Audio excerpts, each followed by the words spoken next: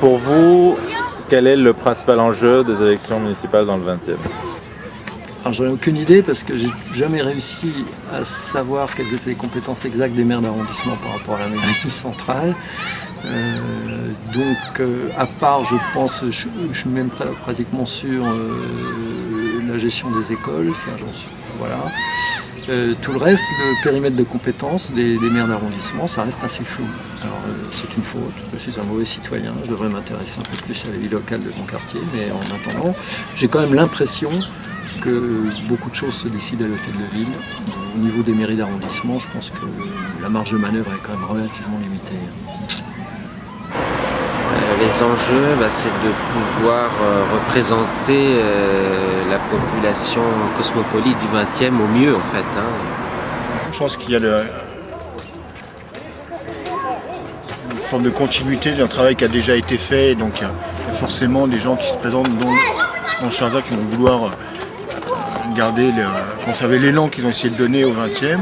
Et puis ensuite il y a forcément sur les listes opposées d'autres arguments qui vont venir se greffer à ça, notamment toujours autour de l'écologie, du transport et dans le 20e de la mixité sociale.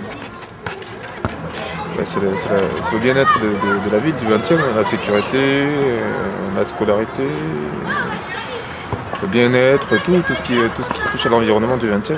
Forcément, c'est primordial pour les citoyens. C'est d'abord un enjeu sur la mairie de Paris qui est important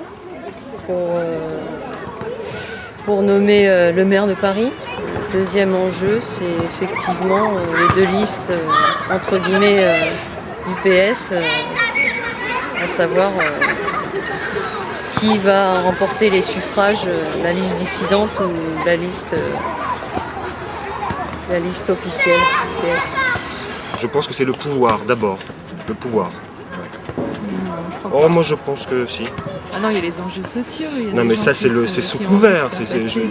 L'enjeu forcément pour être élu il faut un programme et plus il plaira à tout le monde et plus on aura de chances d'être élu. Qu'il soit possible ou pas de l'appliquer, voilà. Pour moi c'est la reconduite globalement de Delanoë sur Paris, donc un travail dans la continuité. Et puis d'un point de vue personnel, c'est éviter que l'UMP refasse du 20e et de Paris un bastion supplémentaire. Je pense que c'est peut-être de ne pas casser cette dynamique qui a été engagée depuis l'élection de Delanoë, tout simplement en fait, à Paris.